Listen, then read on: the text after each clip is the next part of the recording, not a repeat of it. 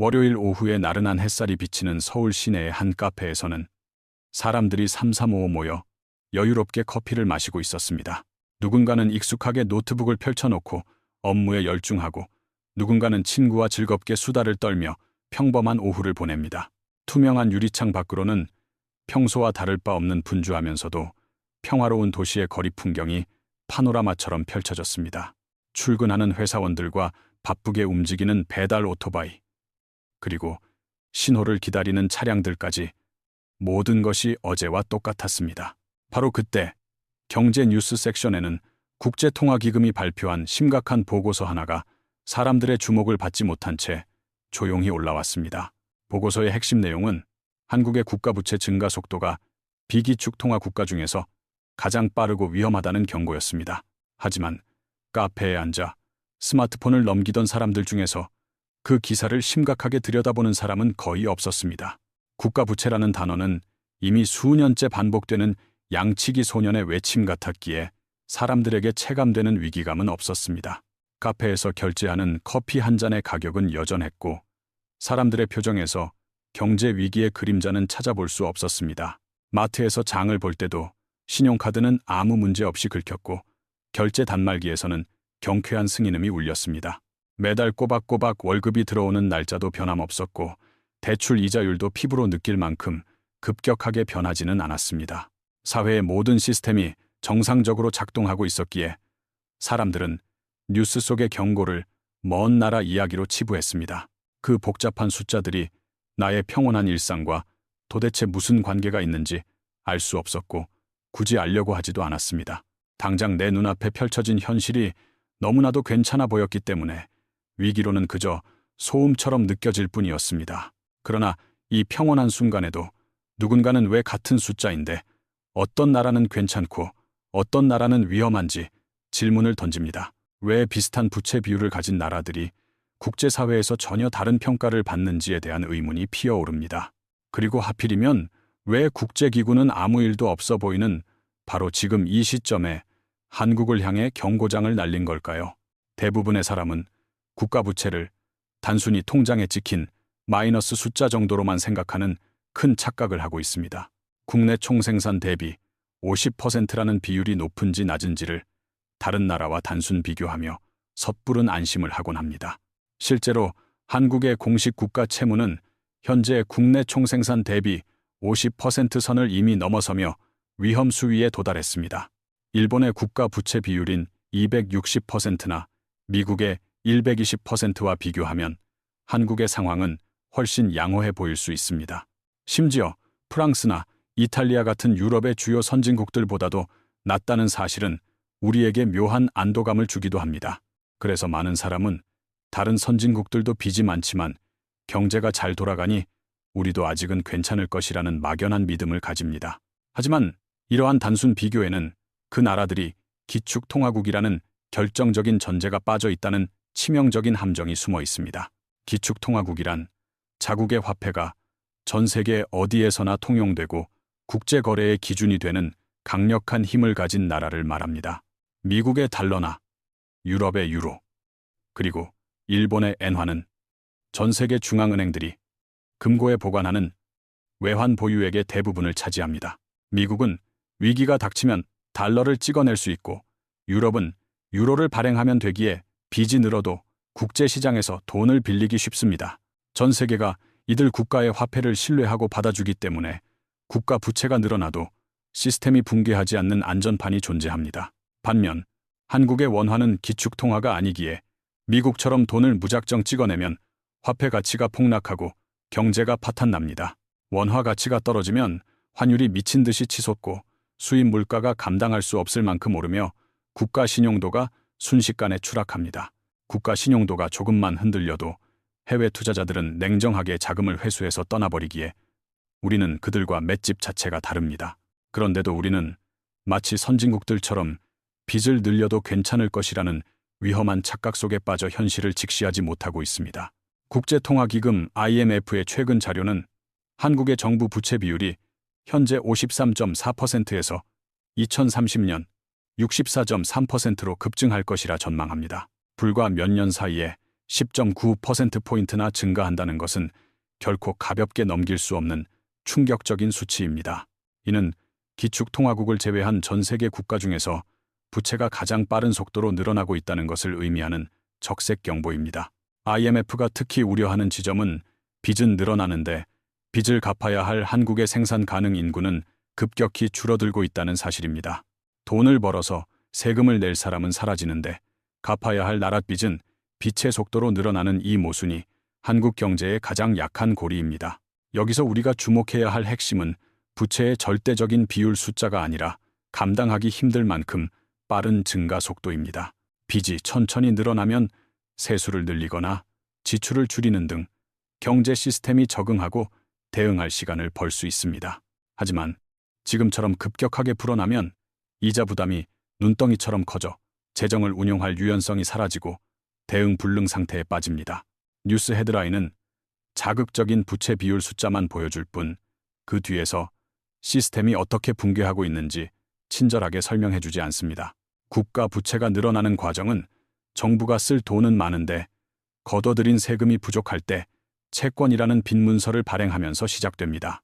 정부가 종이에 적어낸 이 채권을 누군가가 사줘야만 비로소 돈이 도는데 국내 금융기관이나 외국인 투자자가 그 고객입니다.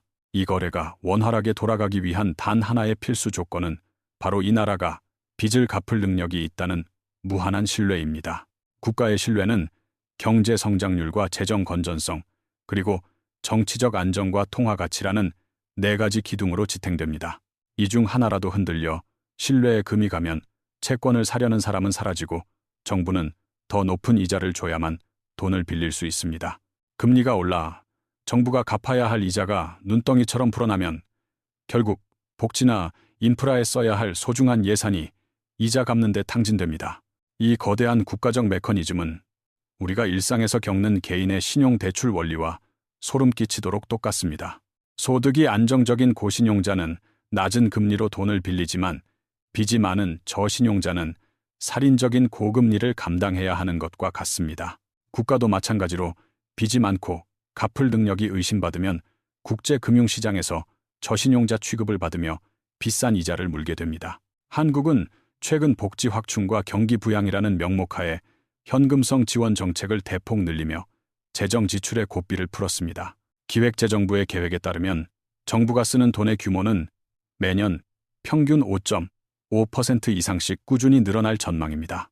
반면 경제성장 엔진이 식어가면서 들어오는 세금의 증가 속도는 지출 속도를 전혀 따라잡지 못하고 격차가 벌어지고 있습니다. 수입보다 지출이 많은 이 거대한 간격을 메우기 위해 정부는 더 많은 국채를 찍어내 시장에 쏟아낼 수밖에 없습니다. 시장의 채권 물량이 넘쳐나면 수요와 공급의 법칙에 따라 채권 가격은 똥값이 되고 반대로 금리는 천정부지로 치솟습니다. 국채 금리가 오르면 시중의 회사채 금리도 덩달아 오르게 되어 기업들이 돈을 빌리는 비용까지 급격하게 상승합니다. 자금 조달 비용이 부담스러운 기업들은 투자를 줄이고 채용을 닫게 되어 결국 우리의 일자리가 위협받는 결과로 이어집니다. 무서운 점은 이 모든 파국이 어느 날 갑자기 터지는 것이 아니라 냄비 속의 개구리처럼 아주 천천히 진행된다는 것입니다. 환율이 야금야금 오르고 국채 금리가 조금씩 상승하며 기업들이 투자를 보류하는 작은 신호들이 쌓여갑니다.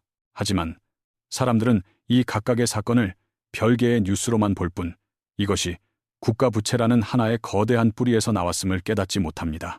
거시적인 국가 부채의 압박 속에서 개인들의 금융 환경은 마치 계단을 내려가듯 더 열악한 곳으로 내몰리는 현상이 가속화되고 있습니다. 금융의 3층은 우리가 흔히 아는 시중은행으로 금리가 낮고 안전하지만 신용이 좋고 소득이 확실한 사람만 들어갈 수 있습니다. 3층에서 거절당한 사람들은 금리가 조금 더 높은 저축은행이나 캐피털 같은 금융의 2층으로 발걸음을 옮겨야만 합니다. 이곳마저 막혀버리면 결국 법정 최고 금리에 육박하는 이자를 내야 하는 대부업체라는 1층 혹은 지하로 추락하게 됩니다. 금융위원회 자료를 분석해보면 최근 3층에서 밀려나 2층과 1층으로 내려가는 금융난민들이 급격히 늘어나는 추세입니다. 특히 2025년 현재 대한민국 경제의 가장 큰 뇌관은 은퇴 후 소득이 끊긴 60대 이상 고령층의 빚 문제입니다. 한국은행의 금융안정보고서에 따르면 고령층이 짊어진 대출 규모는 무려 375조 원을 돌파하며 역대 최고치를 찍었습니다. 이는 전체 가계대출의 20%에 육박하는 엄청난 비중으로 은퇴한 어르신 한 분당 평균 8,650만 원의 빚이 있는 셈입니다. 더 심각한 문제는 갚을 능력이 부족한 고령층이 시중은행에서 밀려나면서 대출의 질이 급격히 악화하고 있다는 점입니다. 소득 증빙이 어려운 노인들은 1금융권의 문턱을 넘지 못하고 상대적으로 금리가 비싼 이 금융권으로 내몰리고 있습니다. 실제로 고령층 대출의 상당 부분이 저축은행이나 캐피털 같은 비은행권에서 발생하고 있어 이자, 부담이 눈덩이처럼 불어납니다. 빚을 진 노인 셋 중 한 명은 감당하기 힘든 고금리 대출에 허덕이는 잠재적 파산 상태로 이는 경제 전체를 위협하는 시한폭탄입니다. 왜 평생을 열심히 일한 고령층이 이런 벼랑 끝으로 몰리게 되었는지 그 배경에는 노인 빈곤이라는 슬픈 현실이 있습니다. 은퇴 후 월급은 끊겼는데 국민연금 수령액만으로는 기본적인 생활조차 유지하기 어려운 것이 대한민국 노인들의 현주소입니다. 경제협력개발기구 국가 중 노인 빈곤율 1위라는 불명예스러운 타이틀은 집은 있지만 현금이 없는 하우스 푸어의 비극을 보여줍니다. 집을 담보로 대출을 받으려 해도 은행은 나이가 많고 소득이 없다는 이유로 냉정하게 대출 승인을 거절합니다. 결국 병원비나 생활비 혹은 자녀 지원 등 돈 쓸 곳은 많은데 돈줄이 막히니 조건이 덜 까다로운 고금리 대출을 선택합니다.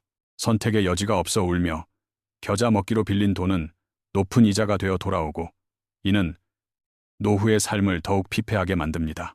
한국은행은 이러한 위험을 감지하고 2025년부터 금융기관별이 아닌 차주별로 가계부채 통계를 다시 작성하기 시작했습니다.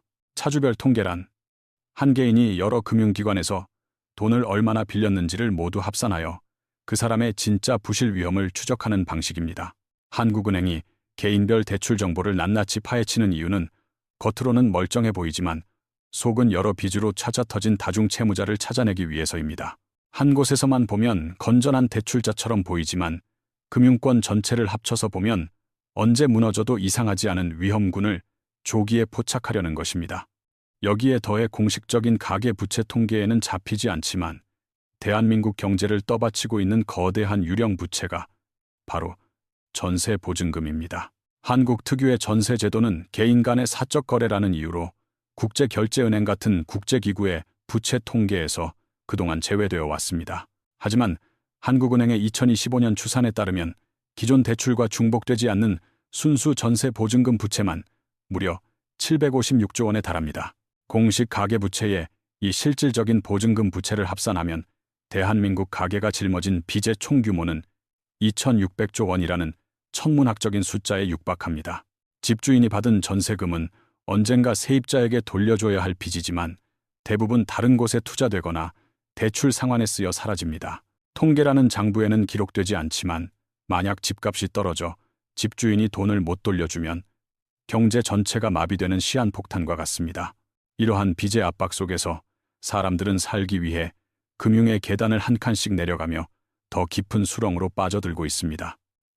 3층 시중은행에서 밀려난 사람이 2층 저축은행으로 가고 거기서도 안 되면 1층 대부업체로 내려가는 하향 이동이 가속화됩니다. 내려갈수록 금리는 가파르게 오르고 갚아야 할 부담은 커지지만 당장 급한 불을 꺼야 하기에 선택의 여지가 없습니다.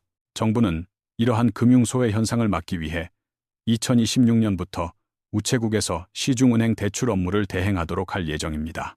은행 지점이 부족한 지방이나 고령층이 가까운 우체국에서 쉽게 대출 상담을 받을 수 있게 하여 접근성을 높이겠다는 취지입니다. 하지만 이것은 대출 창구의 문턱을 낮추는 물리적인 접근성만 높일 뿐 근본적인 대출 심사 기준을 완화하는 것은 아닙니다. 신용도가 낮거나 소득이 불안정한 사람들은 우체국에 가더라도 결국 거절당하고 다시 금융의 지하층으로 내려갈 수밖에 없습니다. 국제통화기금 IMF는 한국의 가계부채 총량보다 취약계층을 중심으로 빚의 질이 악성으로 변하고 있다는 점을 더 심각하게 경고합니다. 소득 하위 20% 가구의 평균 부채는 4,300만 원인데 이들이 가진 자산은 대부분 전세 보증금이나 자동차 같은 것들입니다. 빚은 당장 현금으로 갚아야 하는데 가진 재산은 급하게 팔아서 현금화하기 어려운 비유동 자산이라는 것이 치명적인 약점입니다. 반면 상위 10% 부유층은 전체 자산의 절반 이상을 독식하고 있어 자산 양극화에 따른 부채 위기의 체감 온도는 극명하게 갈립니다. 자산 가격이 오를 때는 이 문제가 수면 아래 잠겨 있지만 집값이 하락하는 순간 하위 계층부터 도미노처럼 무너져 내릴 것입니다. 오늘도 사람들은 아무 일 없다는 듯 만원 지하철에 몸을 싣고 출근하며 거리의 신호등은 여전히 규칙적으로 깜빡입니다. 편의점에서는 사람들이 물건을 사고 카페에서는 커피 향이 피어오르는 평소와 다를 바 없는 평온한 일상이 이어집니다. 그러나 겉으로 보이는 평온함 뒤편 금융기관의 창구에서는 소리 없는 지각 변동이 조용히 진행되고 있었습니다. 1금융권에서 거절당한 가장이 2금융권으로 향하고 거기서도 밀려난 청년이 3금융권의 문을 두드리는 발걸음입니다. 한 명 한 명의 움직임은 미세해 보이지만 이 흐름들이 모여 대한민국 경제 시스템 전체의 무게중심을 아래로 끌어내립니다. 한국은행은 이제 개인 식별 정보를 통해 누가 어디서 얼마나 빌렸는지 빚의 족보를 낱낱이 추적하기 시작했습니다. 이 방대한 데이터가 쌓이면 우리는 그동안 통계의 사각지대에 숨어있던 대한민국 부채의 진짜 얼굴을 마주하게 될 것입니다. 아마도 우리가 짐작했던 것보다 훨씬 더 많은 이웃이 여러 곳에서 빚을 돌려막으며 버티고 있다는 충격적인 사실일지 모릅니다. 다시 카페 창밖으로 시선을 돌리면 거리를 걷는 사람들과 신호를 기다리는 차들이 만드는 평범한 오후 풍경이 보입니다. 겉보기에는 아무런 균열도 없어 보이지만 보이지 않는 곳에서 금융의 계단을 내려가는 사람들의 행렬은 지금도 계속됩니다. 아직 표면적으로는 아무 일도 일어나지 않았기에 우리는 위기를 체감하지 못하고 있을 뿐 카운트다운은 시작되었습니다. 오늘 영상이 여러분의 경제적 시야를 넓히는 데 도움이 되셨다면 소중한 시간을 내어 끝까지 시청해 주셔서 감사합니다. 오늘 이야기 중에서 가장 인상 깊었거나 혹은 남의 일 같지 않게 느껴졌던 부분은 무엇이었는지 궁금합니다. 혹시 여러분의 주변에서도 금융의 계단을 내려가거나 빚 문제로 힘겨워하는 흐름을 체감하고 계신지 묻고 싶습니다. 댓글로 여러분의 솔직한 생각과 현장의 목소리를 들려주시면 다음 영상을 제작하는 데 큰 힘과 영감이 됩니다. 복잡하고 어려운 경제 현상 뒤에 숨겨진 진짜 구조를 이해하고 싶다면 저희 채널을 계속 지켜봐 주십시오. 뉴스가 말해주지 않는 경제의 위험 신호들을 누구보다 먼저 포착하고 싶으시다면 지금 바로 구독과 좋아요를 눌러주세요. 여러분의 작은 관심과 참여가 더 깊이 있고 통찰력 있는 양질의 콘텐츠를 만드는 원동력이 됩니다. 우리는 위기를 예측할 수는 없지만 흐름을 읽고 미리 대비함으로써 최악의 상황을 피할 수는 있습니다. 다음 시간에도 여러분의 자산을 지키고 경제적 자유를 돕는 더 중요하고 유익한 이야기로 다시 찾아뵙겠습니다.